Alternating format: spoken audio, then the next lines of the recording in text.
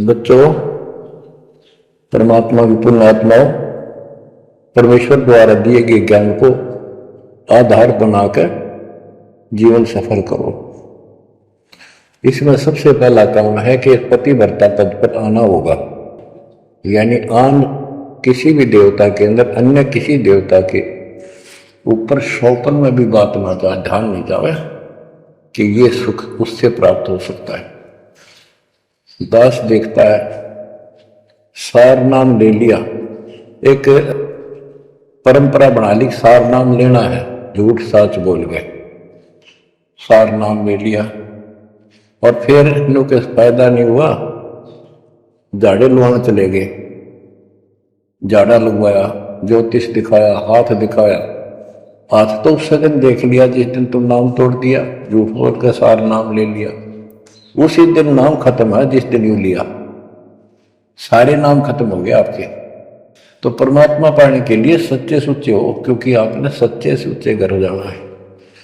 अपनी आत्मा को इतना निर्मल करो ताकि वो हमें स्वीकार कर ले। बच्चों, परमात्मा कबीर जी बार बार बताते हैं कि ये संसार अच्छा नहीं है, ये काल का लोक है, इसके अंदर कोई भी सुखी जीव नहीं है 21 ब्रह्मांड में। इसलिए अपने को यहां के इस दुख को याद रखना होगा, और ये सच्चाई के साथ है। आपको अभी जैसे जिसको सुख हो जाता है वो सुख में फूल जाता है, जिसने दुख हो जाता है वो उसमें रोआ पिटन में कहाँ उसका जीवन जाता है। तो बताओ कैसे बात बढ़ेगी? ये ज्ञान आधार बनेगा आपके जीने का और आपके जीवन सफर में आगे बढ़ने का। इसलिए आपको ये ज्ञान बार बार सुनना पड़ेगा। आप सत्संग ना तो सत्संग सुनते, पता लगा मैंने, क्योंकि जो पुराने हैं वो तो ये सोच चुके हैं हमने सारा ज्ञान हो गया, और औरों को समझाने में लग जाते हैं। अच्छी बात है, औरों को भी समझाओ, ये तो बहुत अच्छी बात है, लेकिन समझाने का अर्थ है उसमें अपने ऊपर भी लागू रखे उस काम को, उन बातों को स्वयं भी फॉलो करे। तो मुद्दास देख रहा कि ये फॉलो करते तो सार नाम लेकर नाम खंड नहीं करते।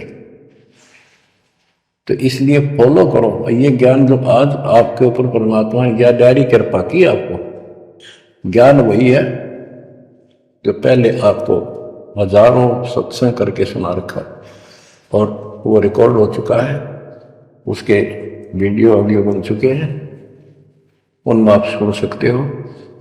तो अब फिर नए सिरे से क्यों सुनवाना पड़ा आपको? आप ढीले पड़ गए थे, आप हल्के में ले चुके थे, सेवा जरूर करते थे लेकिन वह लगन कम हो गई थी आप। तो देखो, आपको परमात्मा बताते हैं कि ये गंदा लोक है, ना कोई रहा ना कोई रहेगा, एक दिन सब चले जाएंगे। ये अवतार अलग चले गए, जिनको राम और कृष्ण को भगवान मानते थे सारे मर गए। श्री रामचंद्र जी ने सरयू नदी में जल समाधि ली, कति दुखों से दुखी होकर। अंत में जब उसके पुत्र भी विरोधी हो गए, पत्नी सीता जमीन में समा गई, उसको घोर अंधेरा हो गया, वहां से आकर सीधा सरयू नदी में कूद गए और मृत्यु को प्राप्त हुए। श्री कृष्ण जी की मृत्यु कैसे हुई आपको पता है? एक पारदीन तीर मार दिया, उस तीर के कारण, विषाक्त तीर के कारण की मौत हुई। और अपने कबीर साहब का सतलोक गमन कैसे हुआ पता है? दो राजा खड़े थे, हजारों सैनिक खड़े थे दोनों के, और दर्शक बहुत खड़े थे, सभी धर्मों के लोग देखने गए थे, देखेंगे मगर मरने वाला कहाँ जाता है। एक चादर नीचे बिछाई, थोड़े सुगंधित फूल एक एक इंच बिछाए, लेट गए परमात्मा, ऊपर चादर ओढ़ ली, ऊपर से आकाशवाणी की कि देखो चादर उठाओ, इसमें मुर्दा नहीं है। शरीर जितने फूलों का ढेर था, और कहा इनको आधे आधे बांट लेना। ऊपर देखा तो परमात्मा ऊपर जा रहे सतलोक, एक तो ये भगवान, ये रियल भगवान, और वो नकली भगवान। वो हम मान रहे थे भगवान है, वो भगवान है नहीं, परमात्मा नहीं है। तो क्या बताते हैं गरीबदास जी, कहते हैं ये सारा नकली सांग है। आया माया आद कीनी चतुराई, झूठी बाजी पिंड दिखाई, ताका प्रतिबिंब डारा है। सतलोक में सब सुख है, अविनाशी शरीर है, अमर शरीर है। भगवान तो अमर है ही, वहां रहने वाले भी सारे अमर हैं। ना वहां वर्ग अवस्था है, और ना कोई कष्ट, ना रोग, ना शोक है। तो बच्चों, यहां कैसा हाल कर रखा हमारा, हमें ज्ञान नहीं पूरा, तो उसके लिए हमने कुछ मर्यादा बनाई है परमात्मा के ज्ञानाधार पे, उनका पालन करो। संत गरीबदास जी से प्रश्न किया करते थे लोग, उनका उत्तर दिया करते थे परमात्मा संत गरीबदास जी। अब दो हम तो पर पटन के वासी, तीर्थ जान देवल पूजे, न जावे वृंदावन काशी। ऐसा दर्पण मंज हमारे, हम दर्पण के माही, ऐनक दरिया चश्मे जोए, नूर निरंतर जाए। रहनी रहे सो रोकी हो, करनी करे सो कामी, रहनी करनी से हम न्यारे, ना सेवक ना स्वामी। इंद्री कसता सोए कसाई, जग में बह सो बोरा, ऐसा खेल विहंगम हमरा, जीत तो जम किंकर जोरा।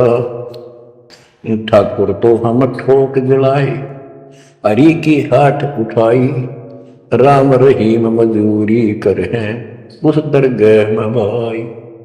शेष महेश गणेश्वर पूजे, पत्थर पानी ध्यावे, रामचंद्र दशरथ के पूता, से करता ठहराम।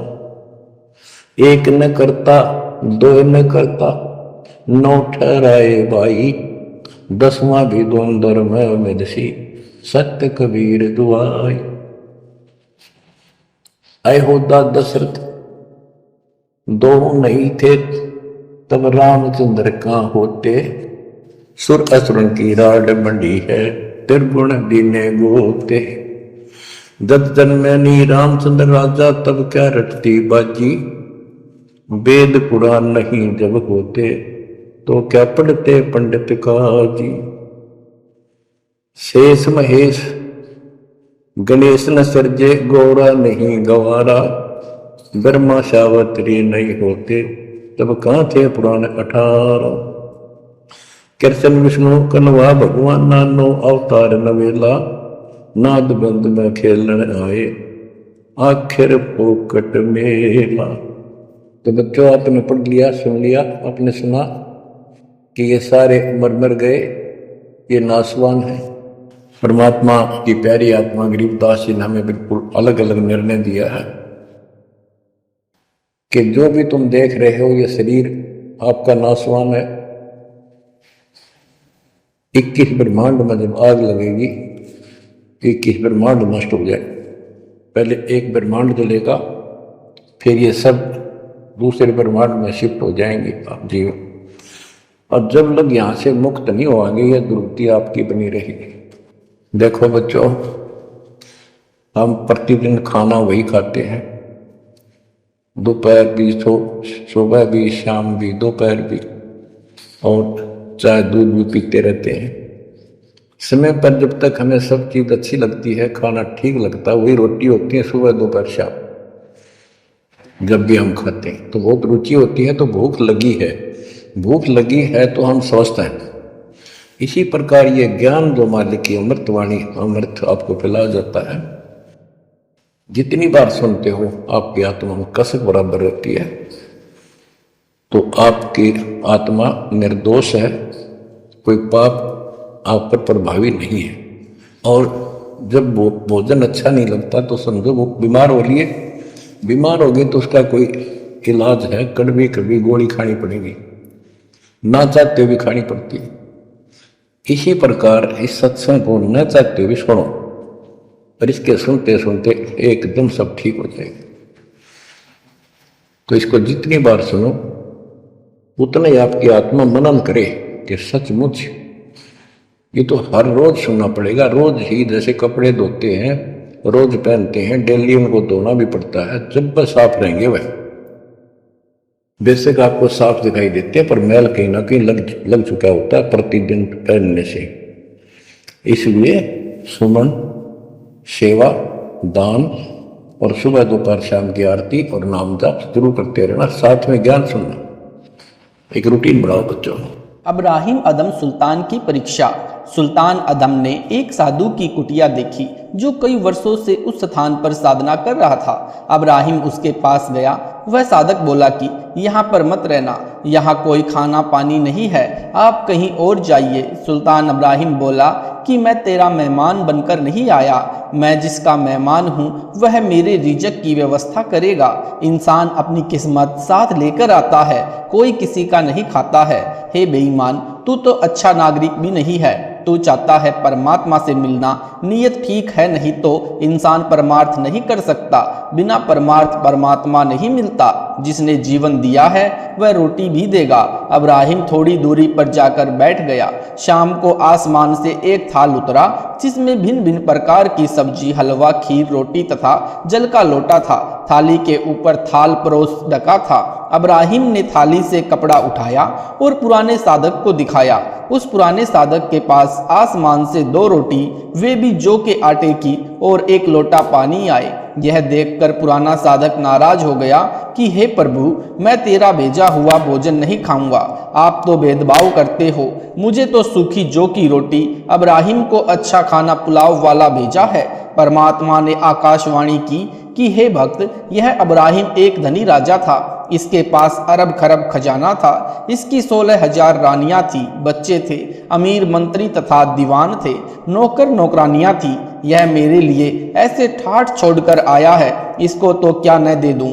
तू अपनी औकात देख, तू एक घसियारा था, सारा दिन घास खोदता था। Page number 168। तब 1 टका मिलता था, सिर पर गट्ठे लेकर नित बोझ मरता था। न बीवी थी, न माता थी, न कोई पिता तेरा सेठ था।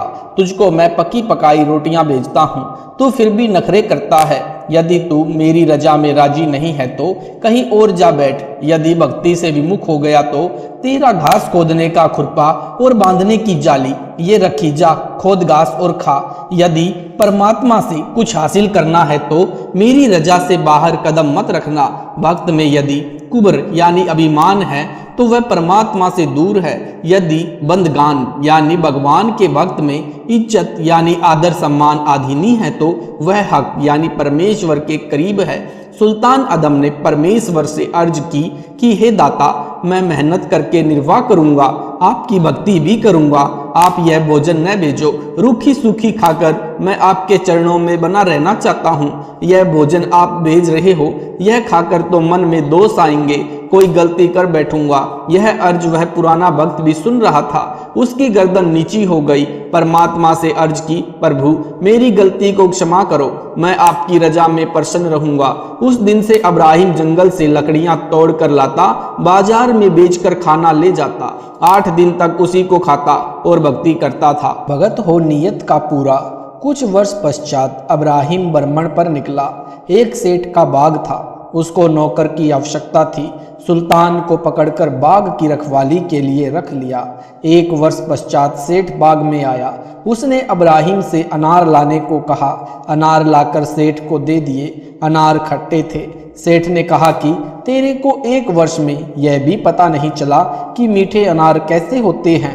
सुल्तान ने कहा कि सेठ जी, आपने मेरे को बाग की सुरक्षा के लिए रखा था, बाग उजाड़ने के लिए नहीं। यदि रक्षक ही भक्षक हो जाएगा तो बात कैसे बनेगी। मैंने कभी कोई फल खाया ही नहीं, तो खट्टे मीठे का ज्ञान कैसे हो सकता है। सेठ ने अन्य नौकरों से पूछा तो नौकरों ने बताया कि यह नौकर तो जो रोटी मिलती है बस वही खाकर बाग के चारों ओर कुछ बड़बड़ करता घूमता रहता है। हमने गुप्त रूप से भी देखा है, इसने कभी कोई फल नहीं तोड़कर खाया है, न नीचे पड़ा उठाया है। किसी नौकर ने बताया कि यह बलक शहर का राजा है, मैंने 10 वर्ष पहले इसको जंगल में शिकार के समय देखा था। जब मैंने इससे पूछा कि लगता है आप बलख शहर के सुल्तान इब्राहिम अदम हो, पहले तो मना किया, फिर मैंने बताया कि आपको शिकार के समय जंगल में देखा था। आपकी सेना में मेरा साला याकूब बड़ा अधिकारी है। उसने बताया कि राजा ने संन्यास ले लिया है, उसका बेटा गद्दी पर बैठा है। तब इसने कहा कि किसी को मत बताना। सेठ ने चरणों में गिरकर क्षमा याचना की और ढेर सारा धन देकर कहा कि आप यह धन लेकर अपना निर्वाह करो, भक्ति भी करो, मेरे घर रहो या बाग में महल बनवा दूं, यहाँ रहकर भक्ति करो।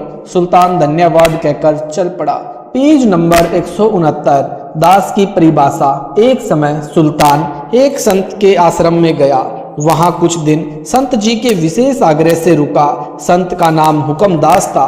12 शिष्य उनके साथ आश्रम में रहते थे। सबके नाम के पीछे दास लगता था। फकीर दास, आनंद दास, करम दास, धर्म दास। उनका व्यवहार दास वाला नहीं था। उनके गुरु एक को सेवा के लिए कहते तो वह कहता कि धर्मदास की बारी है, उसको कहो। धर्मदास कहता कि आनंद दास का नंबर है। उनका व्यवहार देखकर सुल्तानी ने कहा कि दासा भाव नेड़े नहीं, नाम दराया दास, पानी के पिए बिन कैसे मिटे प्यास। सुल्तानी ने उन शिष्यों को समझाया कि मैं जब राजा था तब एक दास मोल लाया था। मैंने उससे पूछा कि तू क्या खाना पसंद करता है। दास ने उत्तर दिया कि दास को जो खाना मालिक देता है वही उसकी पसंद होती है। आपकी क्या इच्छा होती है? आप क्या कार्य करना पसंद करते हो? जिस कार्य की मालिक आज्ञा देता है वही मेरी पसंद है। आप क्या पहनते हो? मालिक के दिए फटे पुराने कपड़े ठीक करके पहनता हूँ। उसको मैंने मुक्त कर दिया, धन भी दिया। उसी की बातों को याद करके मैं अपनी गुरु की आज्ञा का पालन करता हूँ। अपनी मर्जी कभी नहीं चलाता। जो प्रभु देता है उसकी आज्ञा जानकर खाता हूँ। मैं अपने को दास मानकर सेवा करता हूँ। परमात्मा को प्रसन्न करने के लिए गुरुदेव को प्रसन्न करना अनिवार्य होता है। उसके पश्चात वे सर्व शिष्य दास भाव से रहकर अपने गुरु जी की आज्ञा का पालन करने लगे तथा आपस में अच्छा व्यवहार करने लगे। अपना जीवन सफल किया। सुल्तानी को शार शब्द कैसे प्राप्त हुआ? परमेश्वर कबीर जी एक आश्रम बनाकर रहने लगे। नाम जिंदा बाबा प्रसिद्ध थे। सुल्तानी को प्रथम मंत्र दीक्षा के कुछ महीनों के पश्चात सतनाम की यानी 2 अक्षर के मंत्र की दीक्षा दी, जिसमें एक ओम मंत्र है तथा दूसरा उपदेश देने के समय बताया जाता है। दर्शन के लिए सुल्तान अनेकों बार आता रहा। सत्य नाम के पश्चात योग्य होने पर शार शब्द साधक को दीक्षा में दिया जाता है। 1 वर्ष के पश्चात सुल्तान अदम ने अपने गुरु जी की कुटिया में जाकर सार नाम की दीक्षा के लिए विनम्र प्रार्थना की तो परमेश्वर जी ने कहा कि 1 वर्ष के पश्चात ठीक इसी दिन आना, सार नाम दूंगा। दर्शनार्थ कभी भी आ सकते हो। सुल्तान इब्राहिम अदम ठीक उसी दिन सार नाम लेने के लिए गुरुजी की कुटिया में गया तो गुरुजी ने कहा कि ठीक 1 वर्ष पश्चात इसी दिन आना, सार नाम दूंगा। ऐसे करते करते 11 वर्ष निकाल दिए। बीच बीच में भी सतगुरु के दर्शन करने आता था, परंतु सार नाम के लिए निश्चित दिन ही आना होता था। जब 11वें वर्ष सुल्तानी शार शब्द की दीक्षार्थ आ रहा था तो एक मकान के साथ से रास्ता था। उसी मकान की मालकिन ने छत से कूड़ा बुहाकर गली में डाला तो गलती से भक्त के ऊपर गिर गया। सुल्तान इब्राहिम के ऊपर कूड़ा गिरा तो वह ऊंची आवाज में बोला, क्या तुझे दिखाई नहीं देता? गली में इंसान भी आते जाते हैं। यदि मैं आज राज्य त्याग कर न आया होता तो तेरी देही का चाम उधेड़ देता। Page number 170। उस बहन ने क्षमा याचना की और कहा, हे भाई, मेरी गलती है, मुझे पहले गली में देखना चाहिए था, आगे से ध्यान रखूंगी। वह मकान वाली बहन भी जिंदा बाबा की भक्तमती थी। उसने जब इब्राहिम को आश्रम में देखा तो गुरुजी से पूछा, हे गुरुदेव, वह जो भक्त बैठा है एकांत में, क्या वह कभी राजा था? जिंदा बाबा ने पूछा, क्या बात है बेटी, यहाँ तो राजा और रंक में कोई भेद नहीं है। आपने यह प्रश्न किस कारण से किया? यह पहले बलख शहर का राजा था। इसको मैंने ज्ञान समझाया तो इसने राज्य त्याग दिया और मेहनत करके लकड़ियां बेचकर निर्वाह करता है, भक्ति भी करता है। उस बहन ने बताया कि मेरे से गलती से सूखा कूड़ा छत से फेंकते समय इसके ऊपर गिर गया तो यह बहुत क्रोधित हुआ और बोला कि यदि मैंने राज्य न त्यागा होता तो तेरी खाल उतेर देता। सत्संग के पश्चात शार शब्द लेने वालों को बुलाया गया। जब सुल्तान इब्राहिम की बारी आई तो गुरुजी ने कहा कि अभी तो आप राजा हो, शार शब्द तो बच्चा दास को मिलता है जिसने शरीर को मिट्टी मान लिया है। सुल्तानी ने कहा, गुरुदेव राज्य को त्यागे तो वर्षों हो चुके हैं। गुरु महाराज जी ने कहा, मुझसे कुछ नहीं छुपा है, तूने जैसा राज्य त्यागा है राजभाव नहीं त्यागा है। आप 1 वर्ष के पश्चात उसी दिन सार नाम के लिए आना। 1 वर्ष के पश्चात फिर सुल्तानी आ रहा था, उसी मकान के साथ से आना था। गुरुजी ने उसी शिष्य से कहा कि कल वह राजा सार शब्द लेने आएगा, तेरे मकान के पास से रास्ता है और कोई रास्ता कुटिया में आने का नहीं है। अब की बार उसके ऊपर पानी में गोबर राख घोलकर बाल्टी भरकर उसके ऊपर डालना, फिर उसकी क्या प्रतिक्रिया रहे वह मुझे बताना। उस बहन ने ऐसा ही किया। बहन ने साथ साथ यह भी कहा कि हे भाई, धोखे से गिर गया, मैं धोकर साफ कर दूंगी, आप यहाँ तालाब में स्नान कर लो। सुल्तान ने कहा कि बहन, मिट्टी के ऊपर मिट्टी ही तो गिरी है, कोई बात नहीं, मैं स्नान कर लेता हूँ, कपड़े धो लेता हूँ। उस शिष्य ने गुरुदेव को सुल्तानी की प्रतिक्रिया बताई। तब उसको शार शब्द दिया और कहा, बेटा आज तू दास बना है, यह तेरा मोक्ष निश्चित है, इसलिए भक्तजनों को इस कथा से शिक्षा लेनी चाहिए। सार शब्द प्राप्ति के लिए शीघ्रता न करें, अपने अंदर सब विकारों को सामान्य करें, विवेक से काम ले, मोक्ष निश्चित है। राजा बड़ा है या भक्त राज।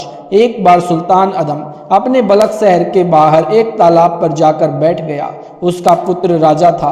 पता चला तो हाथी पर चढ़कर बैंड बाजे के साथ तालाब पर पहुंचा।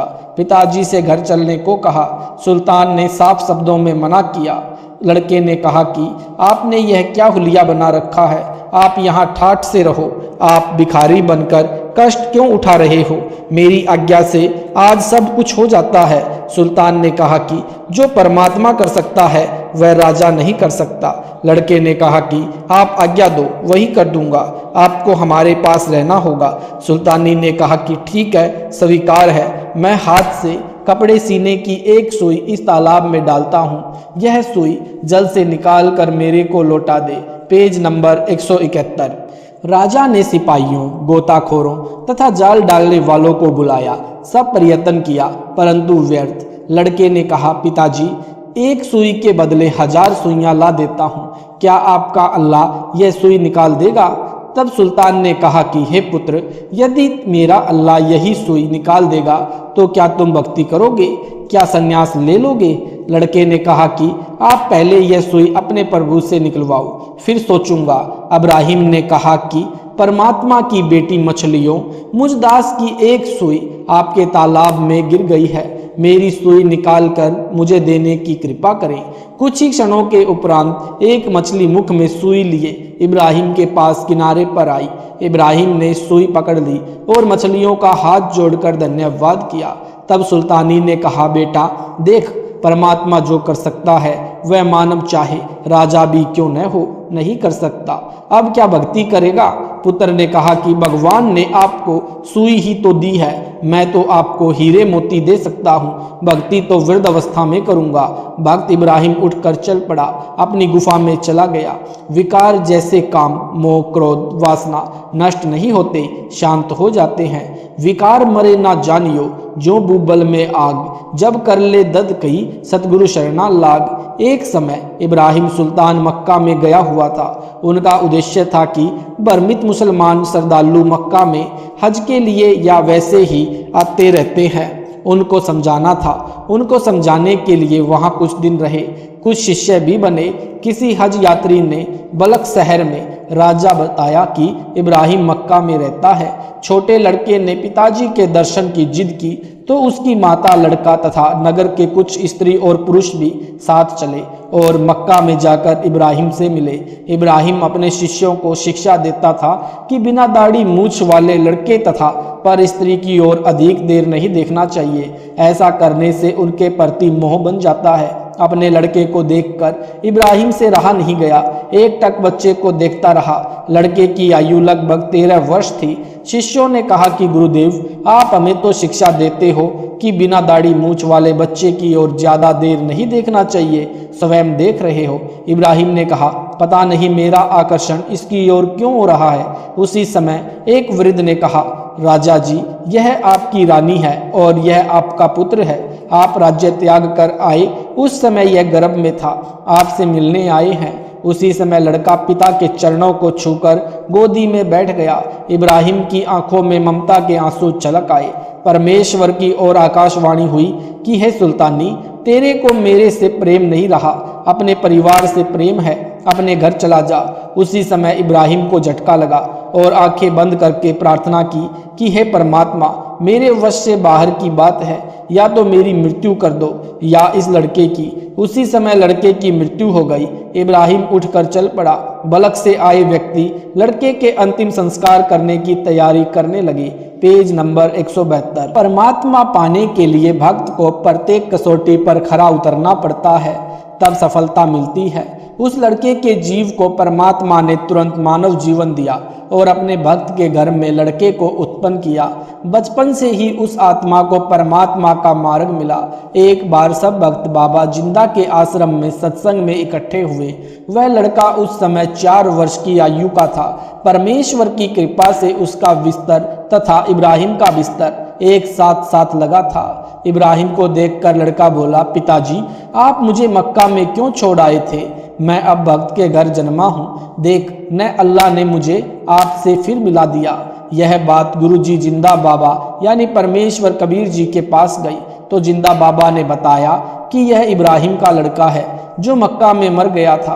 अब परमात्मा ने इस जीव को भक्त के घर जन्म दिया है। इब्राहिम को लड़के के मरने का दुख बहुत था, परंतु किसी को साझा नहीं करता था। उस दिन उसने कहा, कृपा सागर, तू अंतर्यामी है। आज मेरा कलेजा यानी दिल हक्का हो गया। मेरे मन में रह रहकर आ रहा था कि परमात्मा ने यह क्या किया, इसकी माँ घर पर किस मुंह से जाएगी। आज मेरी आत्मा पूर्ण रूप से शांत है। जिंदा बाबा ने उस लड़की पूर्व वाली माता यानी इब्राहिम की पत्नी को संदेश भिजवाया कि वह आश्रम में आए। लड़के तथा उसके नए माता पिता तथा इब्राहिम को भी बुलाया। उस लड़के को पहले वाली माता से मिलाया। लड़का देखते ही बोला, अम्मा जान, आप मेरे को मक्का छोड़कर चली गई, वहां पर अल्लाह आए, देखो ये बैठे। यानी जिंदा बाबा की ओर हाथ करके बोला और मेरे को साथ लेकर इनके घर छोड़ गए। मैं इस माई के पेट में चला गया, फिर मेरा जन्म हुआ। अब मैं दीक्षा ले चुका हूँ, प्रथम मंत्र का जाप करता हूँ। हे माता जी, आप भी गुरु जी से दीक्षा ले लो, कल्याण हो जाएगा। इब्राहिम की पत्नी ने दीक्षा ली और कहा कि इस लड़के को मेरे साथ भेज दो। परमेश्वर कबीर जी ने कहा कि यदि उस नरक में यानी राज की चकाचौंध में रखना होता तो उसकी मृत्यु क्यों करता। अब तो आप आश्रम आया करो और महीने में सत्संग में बच्चे के दर्शन कर जाया करो। इब्राहिम को उस लड़के में अपनापन नहीं लगा क्योंकि वह किसी अन्य के शरीर से जन्मा था, परंतु उसके भ्रम मन की मूर्खता का नाश हो गया जो वह मन मन में कहा करता कि अल्लाह ने यह नहीं करना चाहिए था। अब उसे पता चला कि परमात्मा जो करता है अच्छा ही करता है, भले ही उस समय अपने को अच्छा न लगे। अल्लाह के सब जीव हैं, वह सबके हित की सोचता है, हम अपने अपने हित की सोचते हैं। रानी को भी उस लड़के में वह भाव नहीं था, परंतु आत्मा वही थी, इसलिए माता वाली ममता दिल में जागृत थी, इसलिए उसको देखकर शांति मिलती थी। यह कारण बनाकर परमेश्वर जी ने उसी रानी का भी उद्धार किया और बालक का भी। भक्त तरवर यानी वृक्ष जैसे स्वभाव का होता है। एक बार एक समुद्री जहाज में एक सेठ व्यापार के लिए जा रहा था। उसके साथ रास्ते का खाना बनाने वाले तथा मजाक मस्करा करके दिल बहलाने वालों की पार्टी भी थी। लंबा सफर था, महीना भर लगना था। मजाकिया व्यक्तियों को एक ऐसे व्यक्ति की आवश्यकता थी जिसके ऊपर सब मजाक किया जा सके।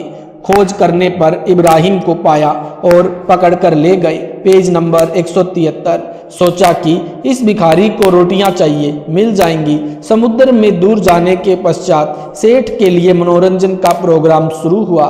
इब्राहिम के ऊपर मजाक झाड़ रहे थे, कह रहे थे कि एक इस यानी इब्राहिम जैसा मूर्ख था, वह वृक्ष की उसी डाली पर बैठा था जिसे काट रहा था, गिरकर मर गया।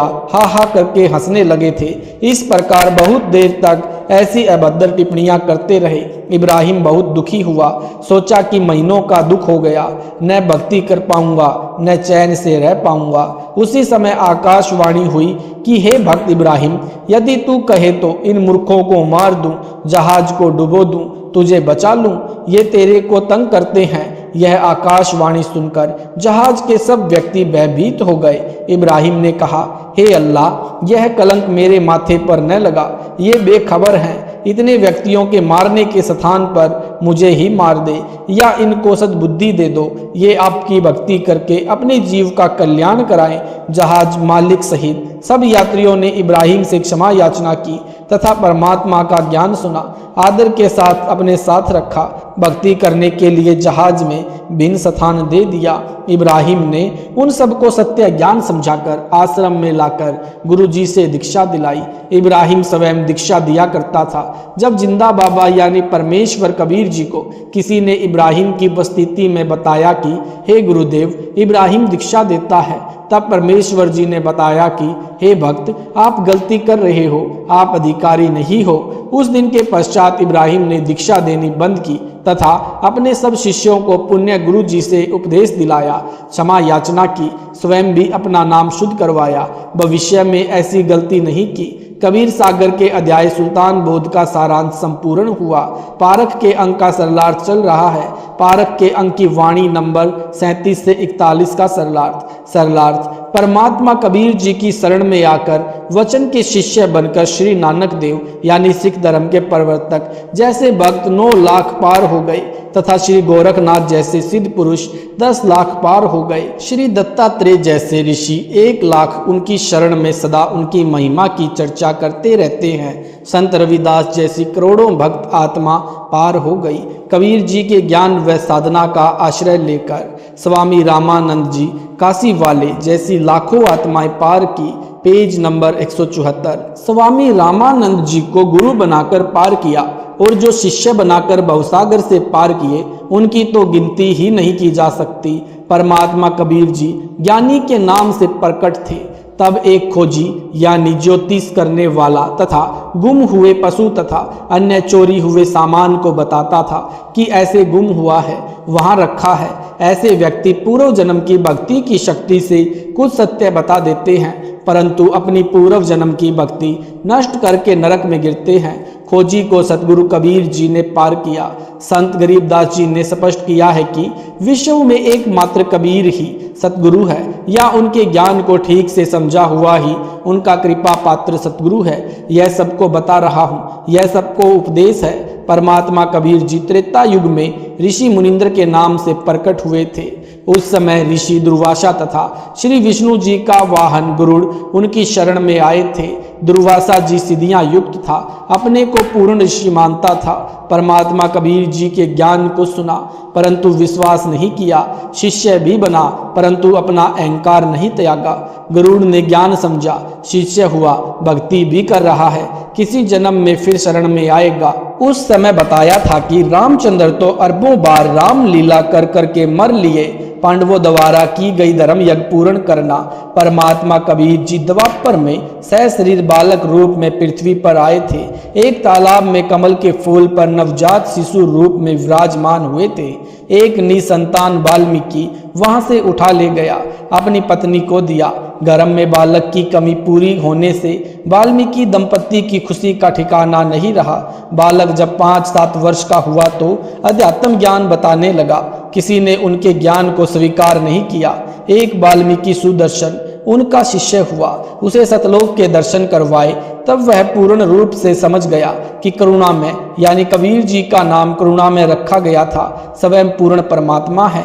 सुदर्शन भक्त उस क्षेत्र में प्रसिद्ध थे क्योंकि पाखंड रहित साधना करते थे, दिन रात भक्ति में लीन रहते थे।